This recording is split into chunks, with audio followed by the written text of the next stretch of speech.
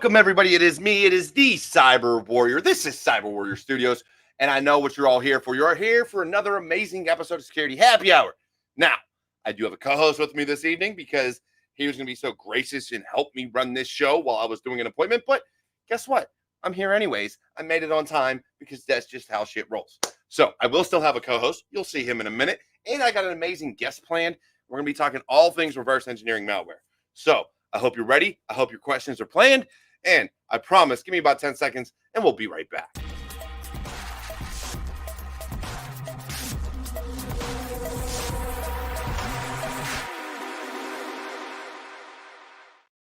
Like I said, 10 seconds. It's all it takes. It's all it ever takes. Now, with me this evening, I have my co-host this evening, InfoSec Pat. He is joining us. He is in the house, and he was going to help me out, but I don't need help now. So now he's just here for fun because why not have a co-host every once in a while? It works out great. And also I have the one, the only, Alex Perotti, who just so happens to be a malware reverse engineer, which is something I don't think I've ever had on this show. I got to be honest. I don't think I have. Ooh. So you might be the first, Alex, which is fantastic. I've had social engineers. I've had red teamers, blue teamers, you name it. They've been on. Not a reverse engineer. So I'm excited. It'll be fun. Thank you for having me, Derek. Hi, everyone. And happy Friday. Happy New Year. Yeah, definitely. New Year. So we're in first episode of the new year. My birthday is this Monday. So it's my birthday weekend. So you know we're going to get it in. And on top of that, the first malware reverse engineer. Pat, I think we got all good things planned for today. What do you say? Totally. I'm super stoked. This is going to be exciting. I know a little bit about the whole reverse engineering. I did some stuff at B-Side Orlando last year, so it was super fun. Learned quite a bit. So yeah, definitely. So Alex, to get us started, first, you already said hi. I'm gonna say hi. We got people in the chat. So we got Phillips in the chat, Joey, who I think knows you or follows you on LinkedIn. He's in the chat. Space Tacos, who is a frequent flyer here. She's been on the show several times. She's in the chat. And Misha, brand new member to Cyber Warrior Studios, just subscribed as far as membership. So thank you, Misha. She is in the chat. She's been on the show like twice before. And the Land Shark, so William Bailey over on Twitch, he's here. So hi, thank you all my Warriors. I love you all. Thank you for joining. Alex, as we get started, why cybersecurity? And if anything, why malware reverse engineering? That's a great question to start from. Why? Because I stumbled upon it, essentially. So I was bored, and so I started reverse engineering. No, that's not it. It could have been, but I was bored, effectively, in my in my earliest role before transitioning to InfoSec, I was working in the nonprofit field. I worked there for a number of years. I was doing, digital communications, content production. So I was essentially dealing with social media, with blogs, with website content. And I got to a point where I was kind of like static there. I was trying to find something else to focus on. I had always been one of those tech kids, building my own computers, building my own stuff, doing my thing. But for some reason, I had never pursued the more technical path before, and especially in college or, in my previous endeavors. So I had taught myself programming with Python. I had done some data science side work, and I was doing for work, some light web development, some database management. So I would dig into the more technical sides of what I was doing, but not fully. So yeah, I got to the point where I just wanted a new challenge, and I started refreshing my Python skills, my digging deeper into Linux command line, and just playing around, taking those Udemy classes for fun and just thinking that I would just seeing where that was going. And then one day I stumbled upon an ethical hacking class, and I was incredibly fascinated. Like, I had no idea you could do that as a job. And so fast forward a number of months, I started to consider InfoSec in general, without a specific focus as a new career path. And soon thereafter, obviously I got on all the platforms, started doing CTF, started doing Try Hack Me, Hack the Box, et cetera, et cetera. And then when I got to tackling the malware analysis rooms, I opened up Keydrow one day and I was like, well, of all the things, maybe this is not going to be the one that I'm going to pursue. But hey, you know what? A couple of weeks later, actually, Women in Cybersecurity and Target pushed out CTF that was going to be a more like longer run type CTF as opposed to your 1 day or 1 week, etc. And it was all focused on malware analysis. And I was like, wow, that's really interesting timing. I might as well check it out. I was a member and everything. I was like, yeah, let's see how this goes. And worst case scenario, I learned something new, which is exactly what my whole point was at the time. And so I started this CTF at the same time I had started also doing digging more into like Osint type of work, vulnerability assessment type of work. We're talking probably roughly a year since when I started considering the career change. So in the meantime, I had taken a bunch of other classes, dug more into the fundamentals of networks and pretty much everything that you would consider the basis to then transition to a more InfoSec path. And so at that point, I started applying to jobs, and I was lucky enough that somebody decided to give me a chance. So while I was doing the CTF, I also started my, at this point, old job as an Osint specialist, doing vulnerability assessments and seeing a very different side of, your day-to-day InfoSec job as opposed to what I was seeing with malware. And, the more I keep going back to looking at assembly code and essentially bumping my head against the screen every time, I was just like, oh my goodness, why am I doing this to myself? But I kept doing it, and I don't know, maybe there is some masochism into it. Some just like, you hate yourself so bad that you have to go through the struggle. Security person. We are all masochists that just love the pain and torture of the field because you deal with it every day. I know, right? In one way or the other, it's just, oh man. All right. And so I kept pursuing it. And eventually, I got to the point where I was able to take my GRAM cert, which was roughly a year ago, interestingly enough, and then pursuing just more like formal job opportunities in the malware RE field and a little bit connected to CTI because I just started doing my own thing and meeting more people in that specific niche. And so, I got myself a mentor in the most random way possible.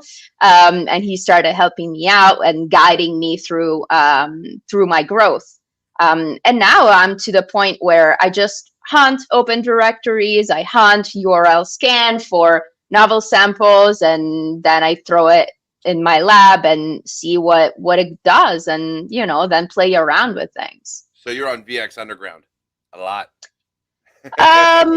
I would say, you know what? Actually, not so much, because I love like the black box part of the black box approach, let's say. So I just download whatever I find, and then I want to really discover what it is and how it goes. You do one of the things I did. So growing up, back in the days of MySpace, when that was really big, you'd come across those pages that always said, hey, you have to download this to like view this page, which anybody who knows IT and cybersecurity and things like that, it's malware. That's what you're downloading. And me, I was curious. Only I didn't have virtual machines at that time. I wasn't running like Remnux or anything like that. I was really just running my host Windows Vista box. And I was like, let's see what this does. So I downloaded it. And then the UAC came up and I said, fuck yeah, let's let it go. Yeah, bad idea. Bad idea. It was I can never remember the terminology, whether it's a logic bomb or whatever. Basically, it was just a bunch of pop-ups that just kept coming and coming and coming and coming and coming. You couldn't even tell what they were about because it just overloaded your screen and kept going. So I got really good at getting to like MS config and disabling it. And it took forever, but I was finally able to disable it and reboot my box and not allow it to trigger anymore. But yeah, I've done the same thing where you randomly download malware just to see what it does. And it's fun. For anybody who's playing around, if you always test in production, damn straight, Griffin, that's how we do things. I do want to touch on Space Tacos real quick. She did says, I do like that. I also see threat researcher next to the malware reverse engineering. And yeah, because when you do malware reverse engineering, and Alex, you can correct me, InfoSec Pat, you could touch on this also, but they kind of go hand in hand, right? Because when you're trying to reverse engineer malware, especially like yourself, who just looks for whatever's out there, you're also researching threats. What are the, APTs that are out there? What are they using? What's going on? So would you feel that having that background of both really helps doing that? 100%, because threat research gives you context for what you're looking at. I start from a sample, but I always have the context of where I found it. So, either I start looking at the place where I found it, so IP address, domain, and I pivot around those indicators, and I try to see if there are, for example, other servers who serve that executable, or some type of connected infrastructure, and so I kind of like move around what I found, and then obviously with the indicators that I find in the samples, I pivot even more, because I could be finding a first stage, unlikely a first stage, it's usually more of at least a second stage. But so I want to keep going, so my sample could give me access to a third stage. And so could be like a downloader for something else, but could also give me more IP addresses, more domains, and other indicators around which I can pivot more and do more research. So that then you grab all of that and put that into the broader context of whatever threat intel you can collect, and you can put together something really interesting and really nice about it. Now, do you find, I got to ask, because we both went through Grem, right? So they give you your operating systems and things to work off of. Mm-hmm. Do you use as your test systems the Remnux and the Windows variation? I don't know what they're using these days. I used to use Windows Flare, but it's really not maintained anymore. Do you use their operating systems they gave you, or did you custom build your own to use at that point?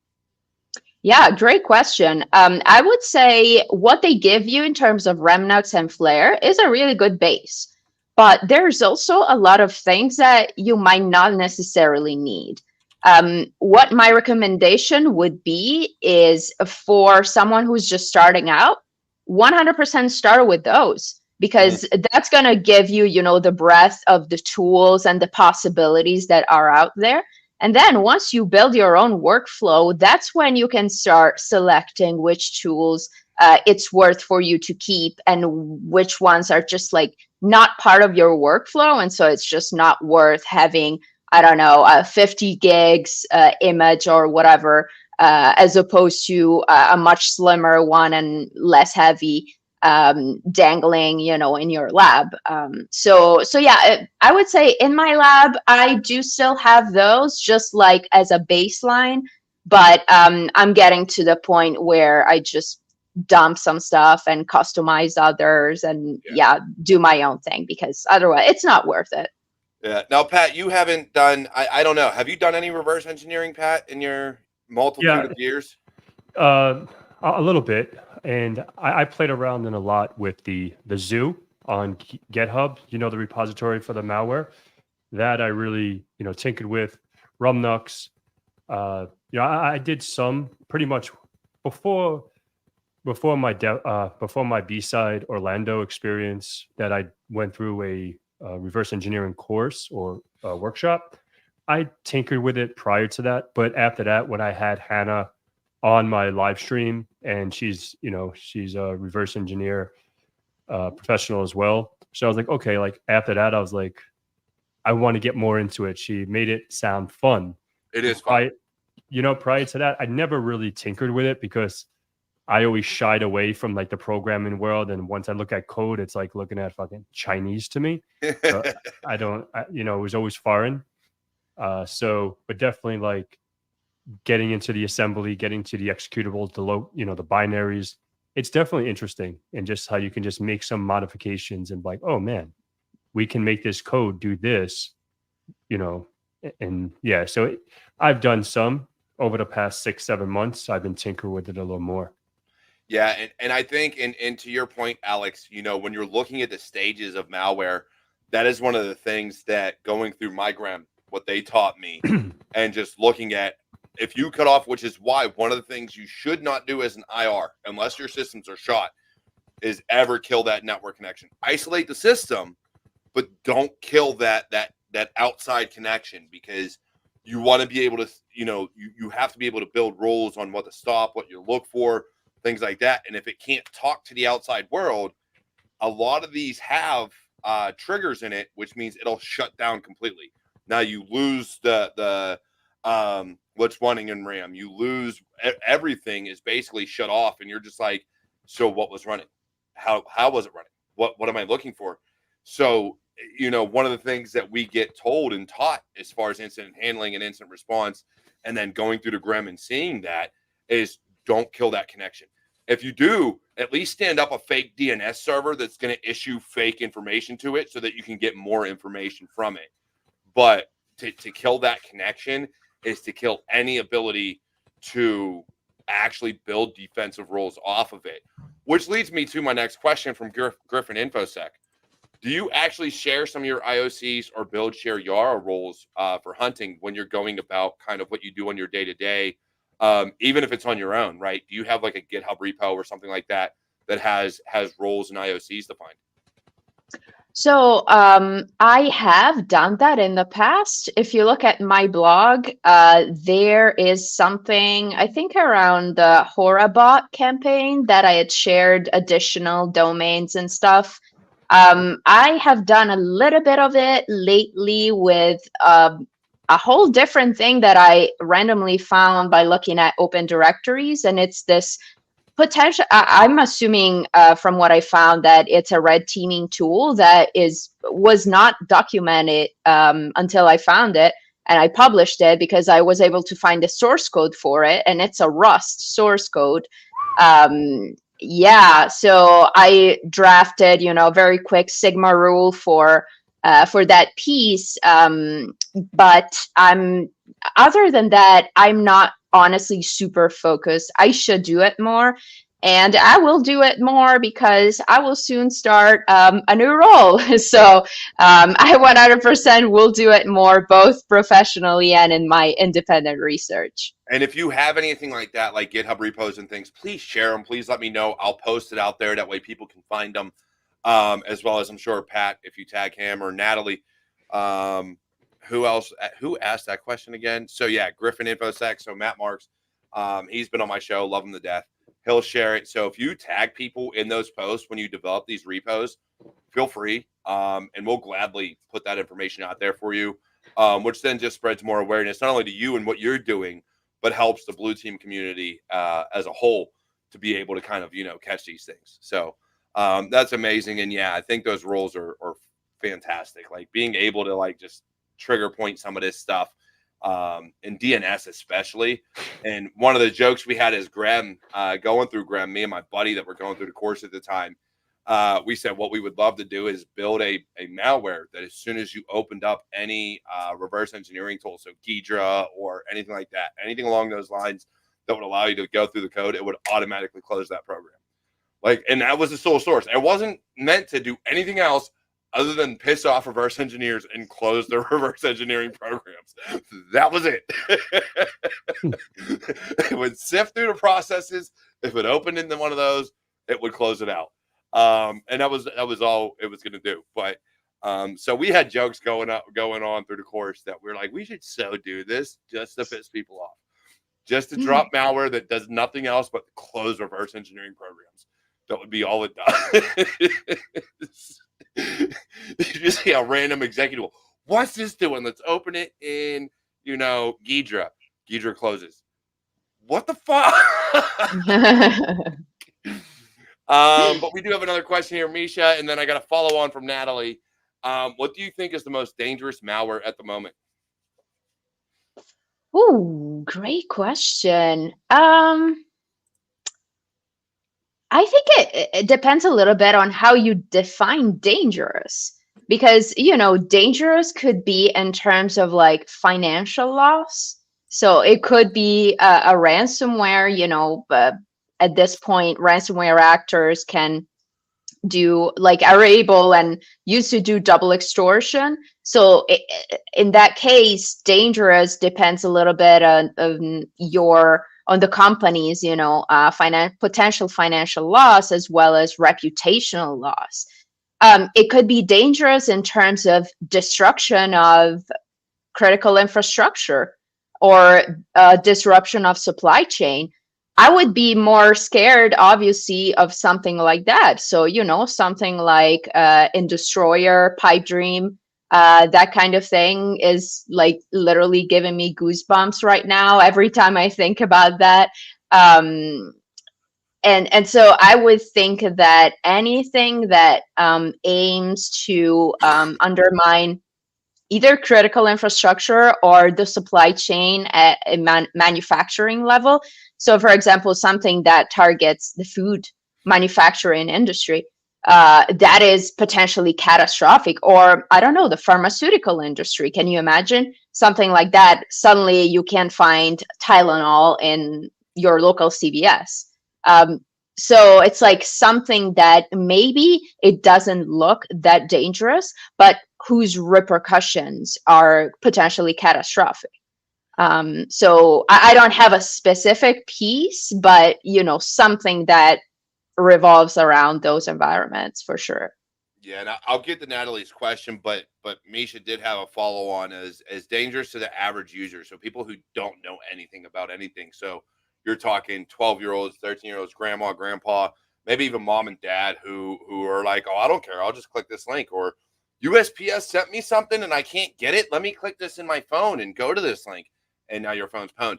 So as far as that's concerned, do you know of any specific APTs or malware or anything out there right now that is targeting Gen Pop? So not your corporate infrastructure, but your general user that may just fall for the dumbest shit. I mean, I would say any info stealer. Info stealers you can really find anywhere. They usually are delivered through first stages that are like phishing campaigns or malvertising.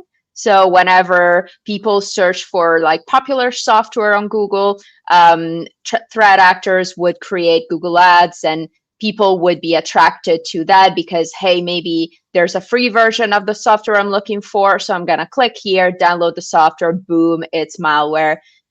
Most probably an info stealer, because obviously ransomware actors do not use that type of approach. And at that point, your bank details could be gone. All of your username and passwords could be gone, especially if they're not stored properly and things like that. So to the average users, for sure, info stealers, I would say, is the biggest threat. And to be honest, along those same lines, my wife got hit by the same thing. I don't know how, I don't know when, I don't know where. I just know it got her phone because the moment we replaced her phone, all shit stopped. But redoing her phone, and here's the thing about them that I really want people to understand. Whether you have Android or iPhone, doesn't matter. I've seen it on iPhone. I've seen it on Android. Rebooting, like restoring the phone, does absolutely fucking nothing. It's basically a rootkit. It gets in there. It's in the ROM. You're fucked. I don't care what anybody tells you. You're absolutely fucked, because I have had 2, maybe 3 people now that it was their mobile devices that got hit, and we changed all accounts. We fixed everything. We got accounts back, social media, banks, all that, got it all back. And then within a week, it was gone again. And the only difference was the phone. Like keeping that phone and restoring it fixed nothing. Now, the moment we replaced all the phones, everything was able to, go as normal. But that phone was compromised. These phones, and I don't give a damn what Apple tells you, they're not secure. They are not. If they're pwned, they're owned. There's nothing you can do about it but get a new one. Do not try to restore it if it's owned at that point. Just go get a new one, because that's the only fix.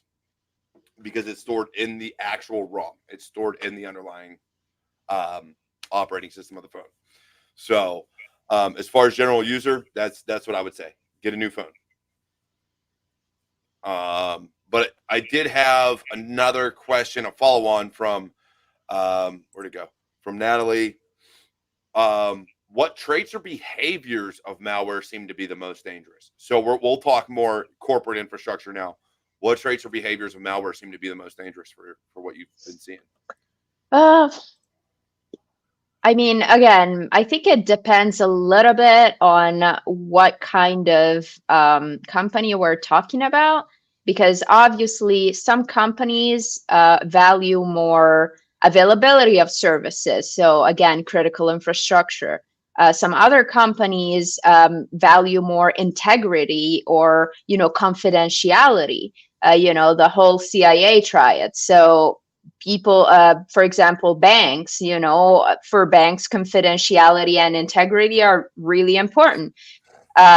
So it depends a little bit on what you're looking at. For sure, again, ransomware and info stealers, I think, are the most common and the most used for a number of reasons.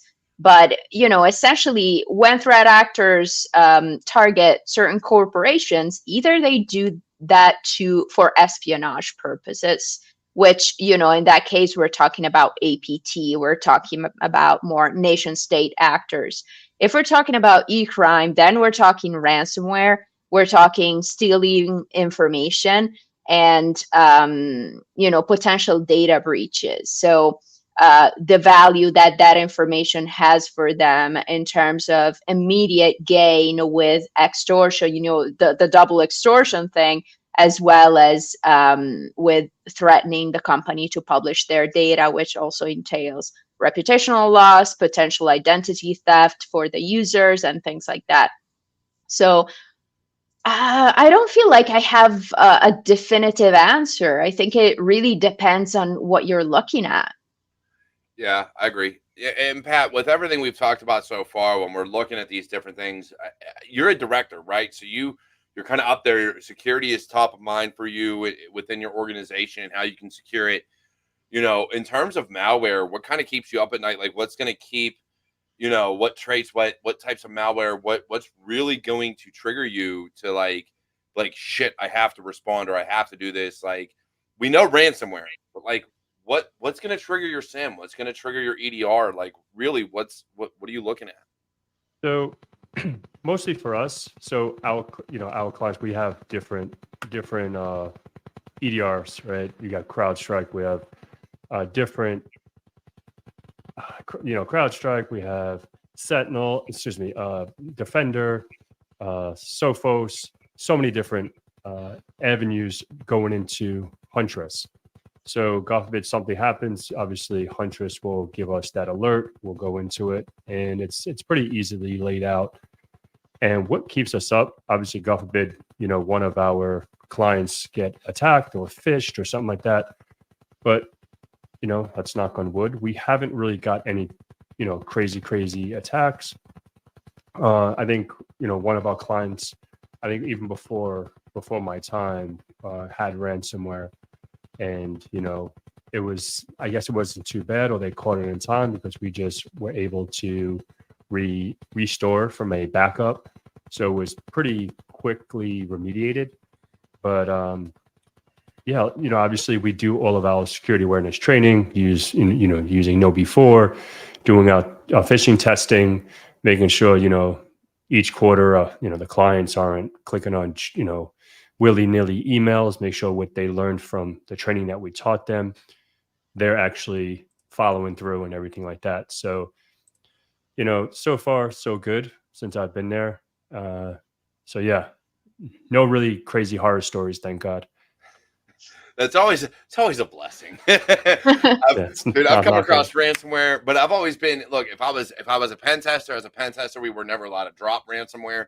Mm-hmm. And as a blue teamer, I've had a few companies get hit with it, but it was stopped quick enough that it wasn't nothing major. So they were able to like pump the brakes and be like, nope, isolate, out, deuces, see ya. Like let's just do incident response at this point. Natalie has a good question for you, Alex. In general, most interesting thing you've seen out there?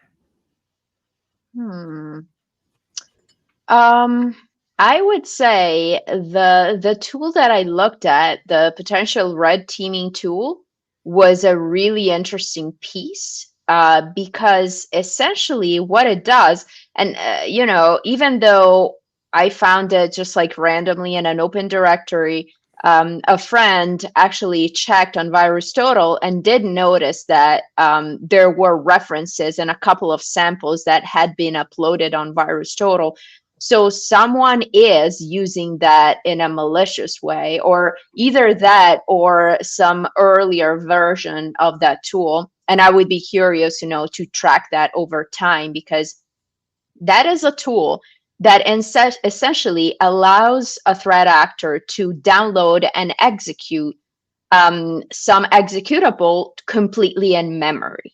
So you run the tool and you just plug in either a URL or a series of URLs, and that's about it. And that's it. Like, that's all they need. The tool does all of that. It's written in Rust, so it's not an immediate red flag. It's kind of like a weird thing. It's incredibly obfuscated after you run it through. There's actually a Python script that obfuscates it.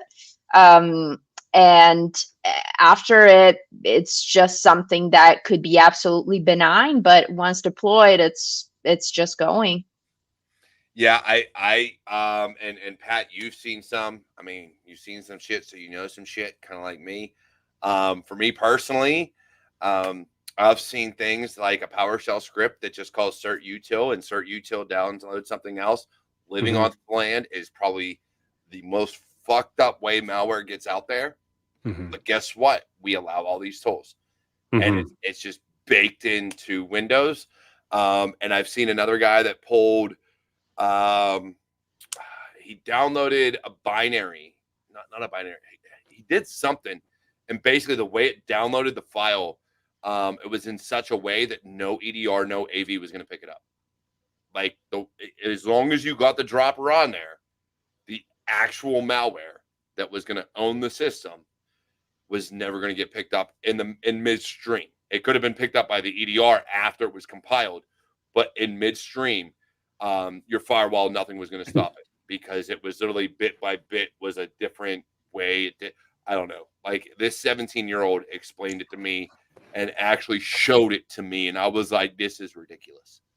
This is utterly ridiculous. This should not be possible." And it fucking worked. I watched it happen. I downloaded it on one of my VMs just for shits and giggles to see if it would work. Fucking worked. Nope. Don't fuck with it. Pat, most interesting thing you've seen out there? Oh If man. anything. You're a director. You've been around, but I don't know how much malware you've played with or seen. So as far as what you've seen, most interesting thing. Yeah. So actually, I was actually tinkering with some stuff recently. I'm not no malware expert by any means, but you know, I can do some damage when I want to do some damage. So I was testing in a lab, and because we have a sandbox environment, and pretty much trying to invade in EDR, like ADR invasion. So creating some PowerShell scripts uh, and utilizing some binaries to bypass. You know, I think I saw. Speaking of that, because a friend of mine was telling me that I think TryHackMe just put a box out called Stealth.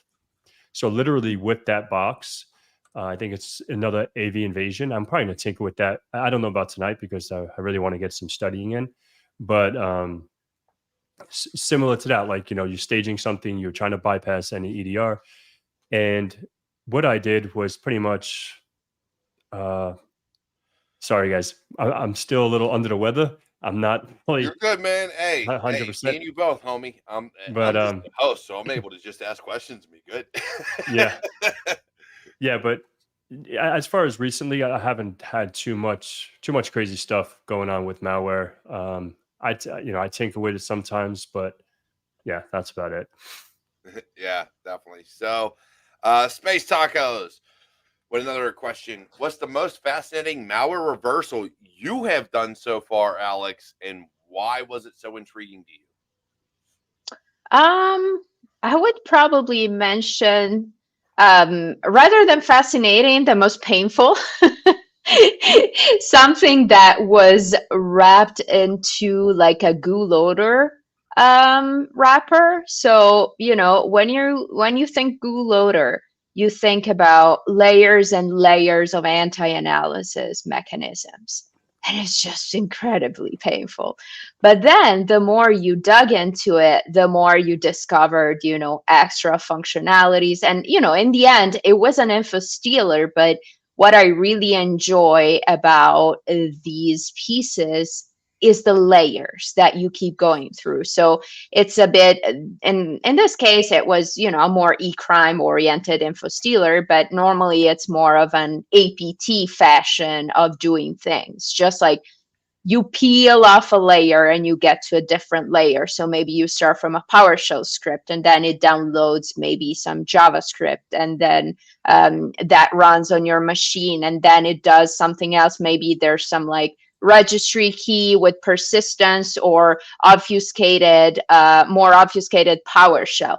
And so it's like, I felt like with that binary, it was like peeling off layer by layer and getting, process injection after process injection. It was like a series of self-injections using Virtual Protect. And it just kept getting deeper and deeper until you actually got to the point where it was trying to grab your information and send them to a C2 server. So yeah, I enjoyed the layers of the binaries I'm looking at, or in general, the threats I'm looking at. The layers are always the craziest because the obfuscation that goes into it, to several programming languages plus encryption plus whatever. Now there are some EDRs that have gotten good about the moment it sees things even close to that, it'll trigger an alert. It'll be like, this don't look right. Nope, homie, you might want to stop this. Like, you might want to hit the brakes and not allow this. Then there's others that are like, I can't read it. We're just going to let it go. Have fun. See you later. And you're like, at what point did you look at this piece of software and be like, yeah, you're good. Go ahead. You're okay. Like, come on now. But I've seen both ends of it. I've seen Bitdefender stop things that is completely encrypted. Like, it's encrypted. I can't read it. No, you might not want to do this. Let you know. You might not want to allow it. But then I've seen other EDRs where it'll be like, I can't read it. You're good. It's okay. You're fine. It's just ones and zeros. You'll be okay. So it really depends. I've seen both ends of it. But yeah, the layers will get a lot of EDR out there. The layers will crush, and you'll never know about it until it's too late. We do have more questions. They love you today, Alex. We got more questions. So,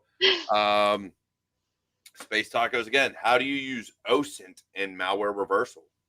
That's a great question. I actually love the connection between Osint and malware RE, or just like threat research in general, because there is so much Osint that I do around the pieces of malware I'm looking at. You start from one IOC, so an IP address or a domain, and then, you can have a lot of fun with it. I have access to, the census research type stuff. And so I start from there and then pivot around and use other tools as well. I use a little bit of Shodan. Sometimes I use URL scan. Sometimes I use even filescan.io. because it's useful to find things, especially if I'm looking, for example, at a document or spreadsheet or something like that, potentially malicious. File scan is actually a great tool to find correlated resources and correlated files, because I'm not sure. I'm actually curious to dig more into how they give you some sort of like similar documents or similar binaries to a hash that you input.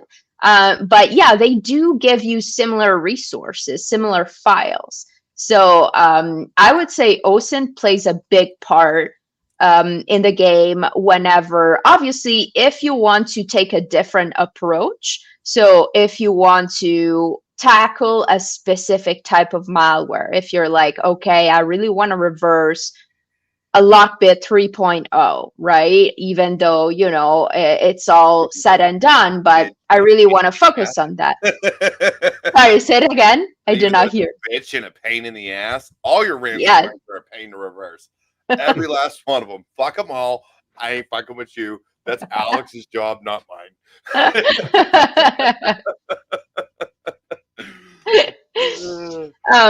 But yeah, so if you want to focus on a specific type of malware because, hey, I want to get really good at that, then Osint is going to serve you well in terms of looking for all kinds of reports and all kinds of indicators and then learning from there.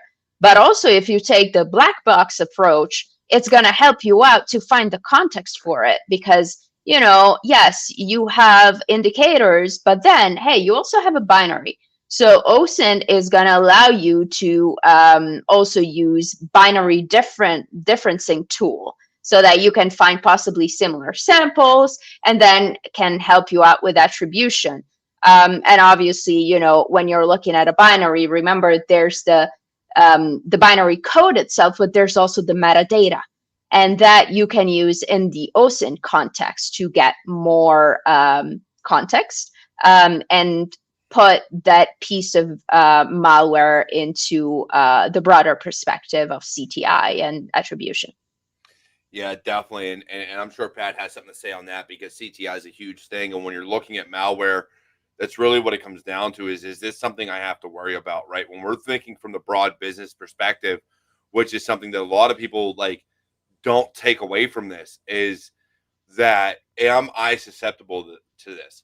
You look at your APTs that use certain ransomwares, right? Whether it be Lockbit or WannaCry or whatever the case may be.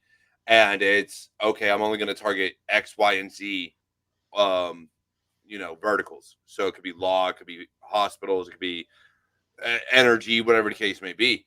So you look at that with the OSINT behind it, to your point, these APTs and this type of ransomware is not targeting any of these, the vertical I'm in. So I don't have to trigger off of these iocs immediately.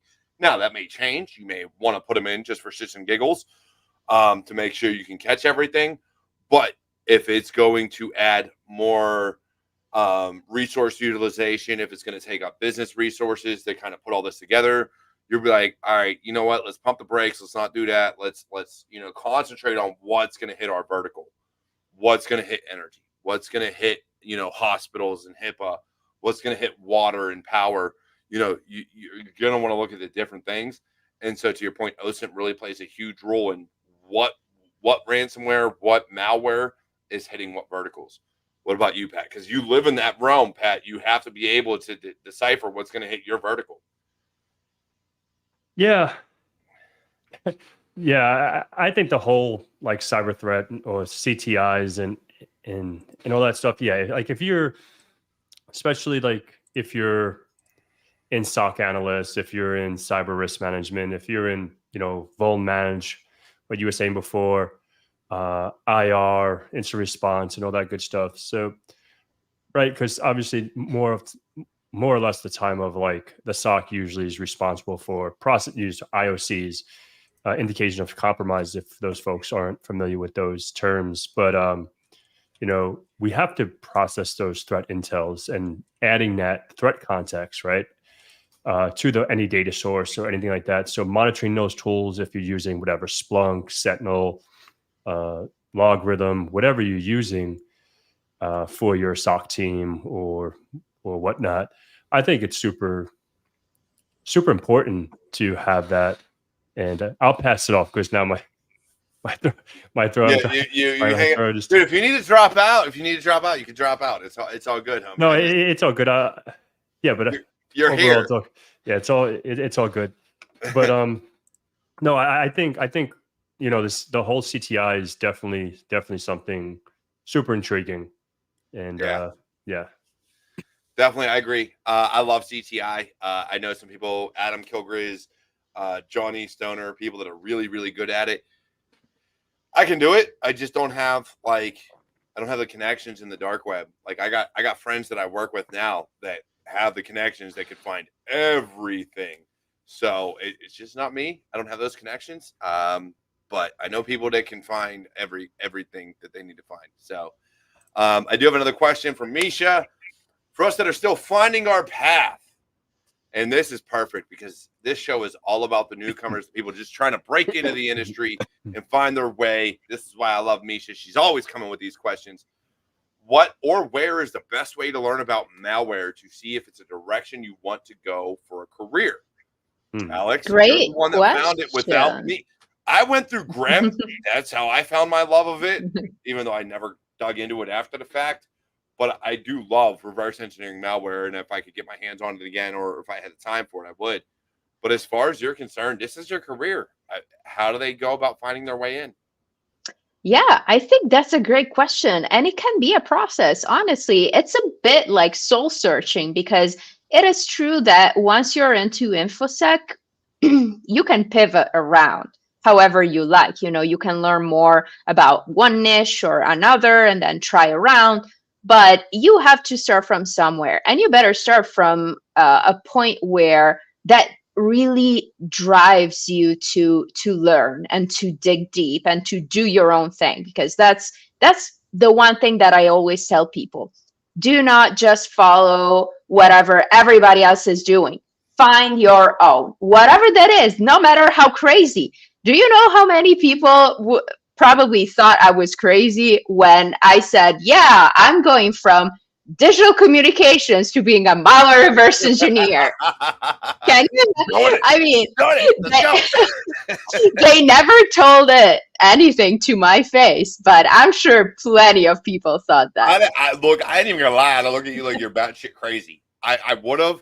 I'd have been one of the first ones to look at you and be like, "Are you doing what?" But you went for. Look, there's a lot of ways to pivot, but all right, cool. Like I support you, but cool. I know, right? And that's perfectly normal. So how do you start from scratch? I would say, well, first of all, I do have a blog post where I pointed out it's kind of like a study plan for beginners who want to get started in malware RE. I would say a few resources. There is the 101 course, Practical Malware Analysis and Triage from TCM Security, which is very affordable. And in my opinion, because I took it back then, an excellent introduction for anyone who has never even opened a disassembler and wants to learn from scratch. That's so rough. So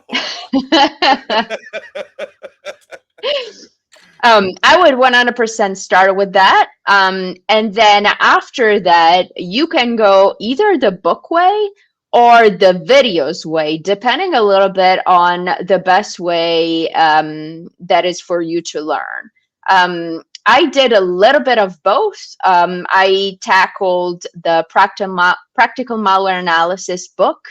And then I transitioned a little bit more to video based. And in that case, there is the 0 to automated malware analysis course, which is huge and beautiful because it's so in depth and there is so much hands-on stuff that you can do. Not only on 101 type thing, beginners, but just it really brings you to the next level. And then obviously there is SANS courses and things like that. But to me, I mean, I was able to take it only because I was able to enroll into the SANS Women's Immersion Academy, which I will always be absolutely grateful for, because in 6 months, I was able to tackle 3 SANS and courses and iocs certs for free. So yeah, that gave me a big boost in terms of knowledge, in terms of awareness, and in terms of allowing me to understand really what I wanted to do. And so the GRAM, obviously, it's a great foundation, but it's also quite expensive if you don't get it through, other ways, or if your I company stand by doesn't the pay fact for it. all SANS courses, all SANS certifications need to be paid for by a company. Unless you just Yeah. happen to come into some money and can spend 11 grand on one of their courses and things like that. Yeah, but I will stand by the GREM. The instructor that I had for that, the instructors they have for all SANS courses, absolutely phenomenal. I will never deny that they aren't worth the money. That they're fantastic, and that I knew nothing about reverse engineering, and I passed the GREM because of the instructor. That was why I passed. It was because he took us through. It was one of those things you can raise your hand, ask questions, and I had so many questions about assembly. I was like, "Hey, homie, can you explain this? Because I'm fucking lost. I don't know. Please." And he was like, "Yeah, I got you. I got you. All right, look, this is what it's. All right, that makes sense now. They know what they're talking about. So, hands down, if you can get a company to pay for the GREM, pay for anything SANS, anything GIAC, do it. Whether it's GSEC, GCIH, GCED, GPYC, Mark Baggett. If you want to get into programming in Python, Mark Baggett, phenomenal Python instructor. Love him to death. He taught me Python, and I probably wouldn't know what I know in Python without Mark. Like, fantastic. But yeah, SANS, hands down, have your company pay for it. I do want to give a shout out to Brandon Corbin for the $5. Thank you for the $5 super chat, Brandon. It is much appreciated. And I am going to share on what is it, like 3 different things: Facebook, YouTube, and Twitch. Alex's reverse engineering beginning study plan. So, and it's telling, look, don't hit opens. Hold on, let me fix it, because I always quit freaking putting opens in a new tab. I don't care. There you go. So that is from Alex. Feel free to go there. She's going to help you out. She's got a lot of stuff. I've been putting her GitHub up throughout the evening. Now, saying that, I do have one more thing here from Space Tacos. What is the longest malware reversal you've done in hours, days, weeks, or longer? What's the longest one you've accomplished? Oh, good question. I think the longest was probably a couple weeks or more. Yeah, roughly, if you consider a 40-hour work week, that was probably 80 plus hours. But the thing is, if you wanted to just like step through each and every instruction of a sample, you could take even longer. Like, that is not the upper limit. Ooh. If you're going instruction by instruction and anything binary, no, that will take years. Fuck that. No, give me the good stuff. Where's it calling out to the internet? Where's it calling a different process? Where's it, doing process hollowing? Let me find the good shit line by line. No, some of this malware, nope, you could have that.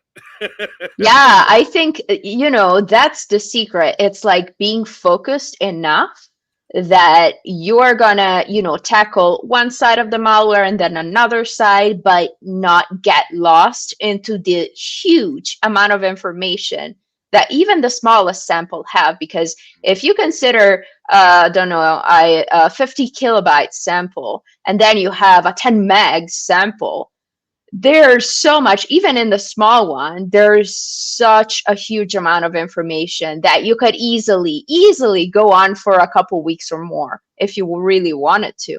But the secret is really being focused on what you're looking for, like being able to find the clues and then stick to the clues and stick to those processes that allow you to dig deeper into those clues and uncover malware behavior. And one of the things people don't realize is when you're going through the binary, the assembly of malware. So when you put together, binary is at the lowest level, right? So your assembly code is the lowest level of any computer language. That's how the CPU talks to the RAM, talks to whatever else. So your assembly code is here. Your C code or C sharp and some of your other object-oriented programming languages are right here. Then you have another language on top. Then you have like your scripting languages. Your scripting languages are way up here.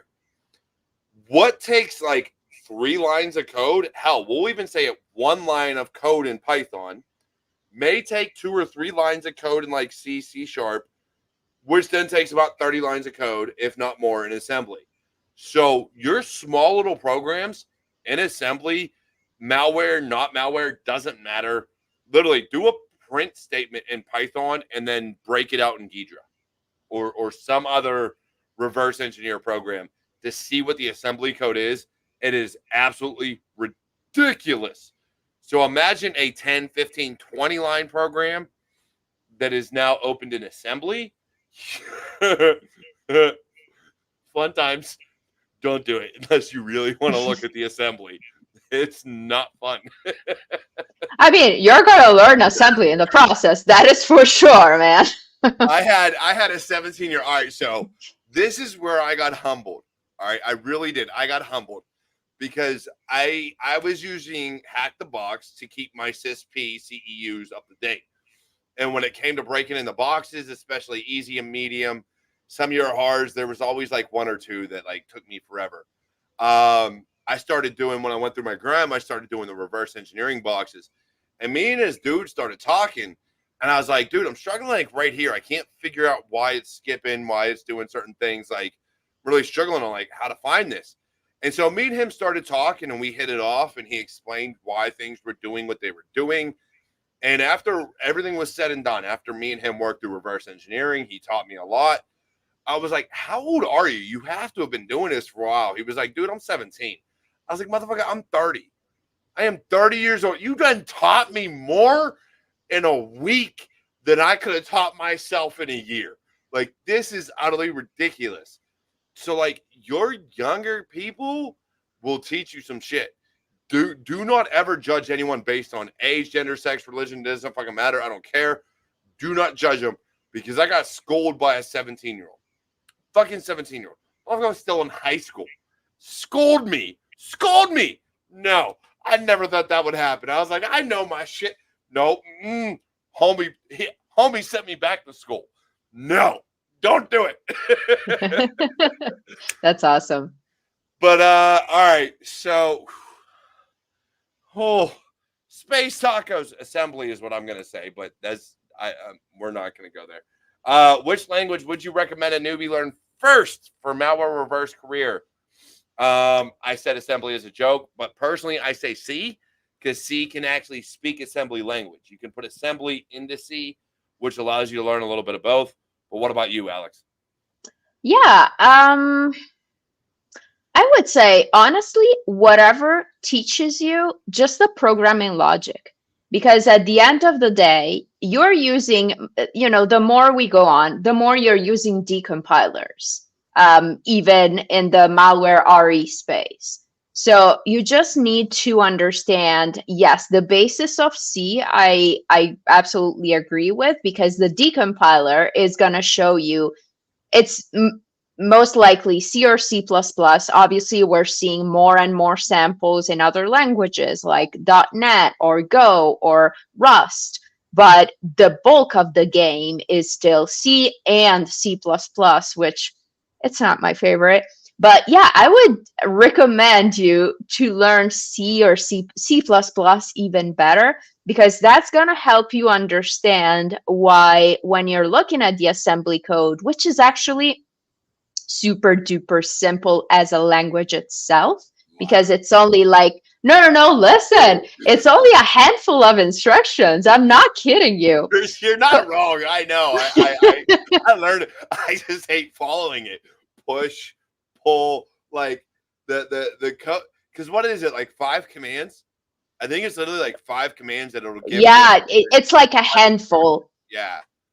It's not So a lot of instruction. yeah, it's super simple.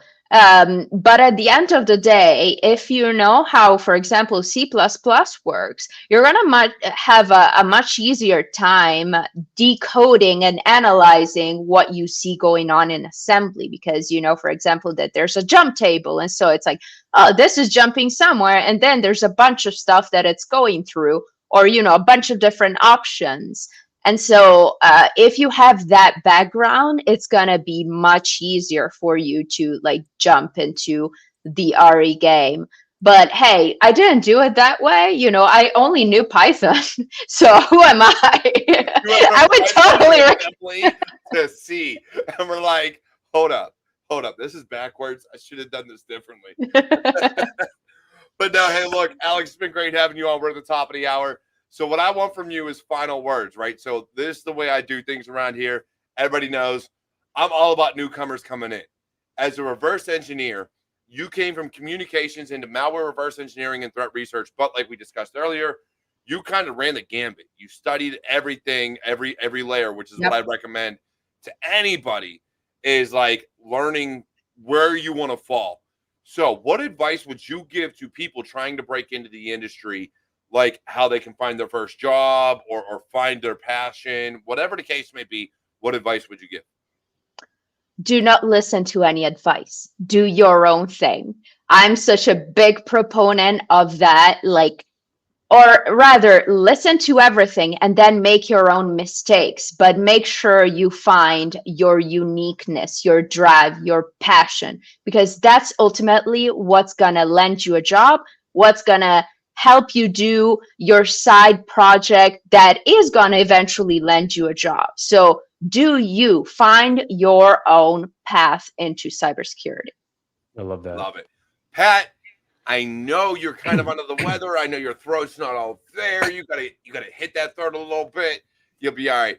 But as you're here as a co-host / special guest / silence in the background, it's a pretty face in the camera. You know me. I got to get your advice also. What would you give before I give my final words?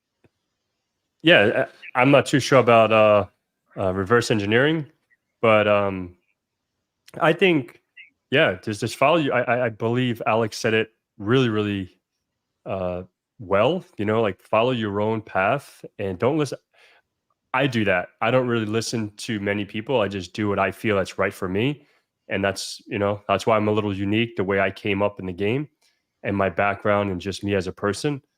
You know, probably a lot of people maybe don't know me on this channel, but I'm a little unique in the cyberspace. Like I work in cybersecurity, but I'm not your normal nerd. I'm not, you know, normalist. So I stumbled upon it just like yourself, Alex. Like I stumbled upon cyber. I was selling sneakers on eBay, got my PayPal hacked, and this is how I am here today. So yeah, just do you. That's the best advice I always say is just do you and follow the path, and sky's the limit, you know?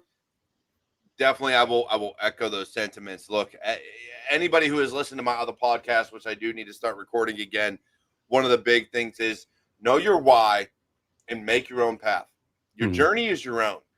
You know, I bring new people on. I bring so many different people onto this show because I want everybody to understand that your journey is your own. No two paths are ever going to be the same. Yes, me and maybe Pat or KevTech or somebody may have gotten into cybersecurity based off of help desk and sysadmin and things of that nature. But at the end of the day, it's one in a million. Like, it's very rare to find anybody that really traveled the same path that you did. If you are trying to follow in somebody else's shoes and do what they do, you're going to be hard pressed to get to where they're at because you're always trying to compare yourself and get to where they are. Make your own path. Chop down your own trees, chop down your own bushes, take your own machete, do whatever's necessary to get to where you need to be. If you are looking to follow in someone else's footsteps, I'm sorry, you're going to lose. Every time you're going to lose in your own head because you're always going to be comparing yourself. Don't compare yourself to no one. If you think nobody else can do what you do, be the first. Mhm. If you don't see someone that looks like you, be the first. If you don't see someone that acts like you, be the first. I am the first one on YouTube. I will say till this damn day, I am the best damn show on YouTube. Why? Because I swear I drink and I do what the fuck I want, and no one's going to tell me any different. This is my show. I run it how I want, and I do things the way I want. Love it or hate it, I don't give a damn. It's mine, and the people that come on this show mean something to me and mean something to all of you because you're here watching. Now, saying that, I love you all. You were all amazing. Thank you, all of my warriors, for joining. Thank you for supporting the show, whether it's in super chats or memberships or tips after the show. It doesn't matter. You're all amazing. Take care. Have a fantastic weekend. And I'll be coming back again next week with another amazing episode of Security Happy Hour.